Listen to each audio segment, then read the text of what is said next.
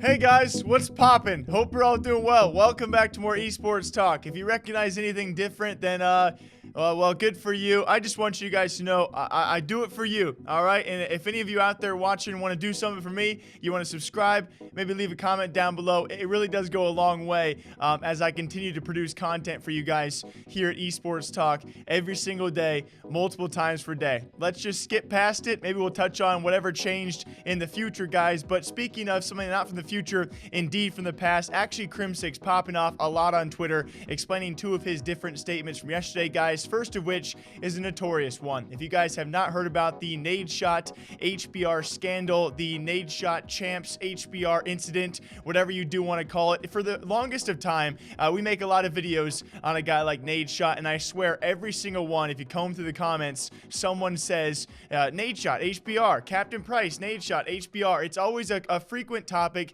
for any of you newer fans out there, myself included, stemming back to 2015, I believe, Call of Duty Champs. It was actually Nadeshot who pulled out that HBR, and Crimsix, who for the first time ever since the incident, has actually called the HBR or Nadeshot the scapegoat for that Optic Champs. Just in case you guys are curious, I'm going to play for you the clip of Captain Price, who came around and was roasting everybody for a lot of things. That's why he roasted Nadeshot for the HBR. June 3rd, 8 hours for Dansk. Whole damn city up for Dansk. We might have a spot for you on the squad. Just don't pull out anything wacky like you did in 2015. HBR, mate? Are you serious? We might need a few more to carry you with decisions like that. Have Scooter reach out. He's got my number. Price has got... What? And then if you remember as well, Hex and the vlogs, I almost said OG vlogs. It's actually a vlog just from last year as well, where Nadeshot kind of, he didn't explain it, okay? But he did explain how he was kind of the fall guy for that, despite himself at that Champs, you know, doing pretty well. We were playing Minecraft all day. We were still getting third place. That's First, third, seventh. Yeah. And what I will say is that the match that we got eliminated, Advanced Warfare versus... Explain the HBR. The HBR, shut up, dude. No, I only took the HBR out. Yeah. No, I'm not clearing up. I don't care about it Defend anymore. yourself. No, I'm not defending myself. You should. I don't need to yourself. defend myself. Your honor is on the line, Here's the and deal. you're not doing anything. The elimination to defend match. it and uphold your culture. I think it was against FaZe Clan. I think it was our elimination match at CoD Champs. I don't remember who it was, but listen, if you go back and look at the VOD, come back uplink, bro, I was double positive, and Formal and Crim and Scump were all negative, bro. I was turning up. They gave up. I was still fighting. We could have came back map after map after map, but they didn't want it bad enough. If anything, my performance at Call of Duty Championships is underrated, even though we got 7. Crim and Formal, ass. Seth, let me drive the boat. And then for all of you guys who are searching for the clip, at least the commentated clip where Nadeshot first pulls out the HBR, the most commonly referred to clip as well, when people say Nadeshot HBR, here that is. Optic Gaming's back in, still scoring, and now you see Scump and Crim in the center of the map, continuing to lock it down. Scump 21 and 17. Crim was -5, brings that down to -2. Nadeshot on your screen has switched over to the HBR. Going over to the assault rifle here, and one that we don't see nearly as often. He loves this assault rifle. You'll see him use it in Search and Destroy, Hardpoint. Loves pulling it out.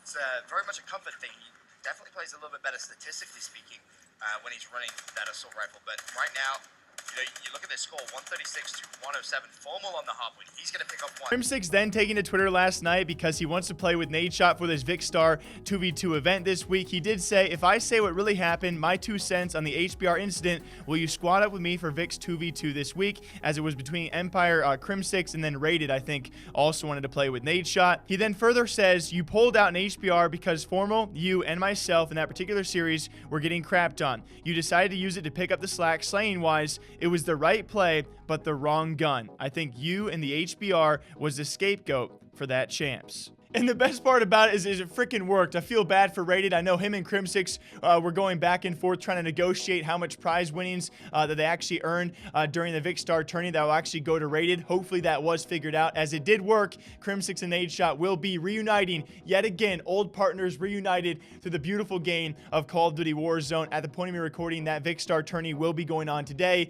and Nadeshot and Crimsix will be competing with each other as the HBR incident has now finally been explained. Also explained by Crimsix, though, was something I'm going to probably talk about in the coming days, as well as Hex and Hastro and other owners have given their perspective on revealing pro player salaries. Actually started by Henry G, the new GM from Cloud9, and they're revealing the salaries for their Counter-Strike roster and their players, has given a glimpse of what the future could be for all of esports, and plenty of people have their thoughts on this, and I will be talking on this in the coming days at greater length, because I'm super curious what you guys think about this for both orgs and players. It was Crimsix giving his thoughts on this, and also saying if he is ever a future owner, that 100% of the prize pool will go to the players. As he stated, the high prize winning split going towards your team's organization and not the players equals players making the majority of their income from salary equals players playing to keep their salaries and not playing to win. If I'm ever an owner one day, you'll find me giving 100% of the prize winnings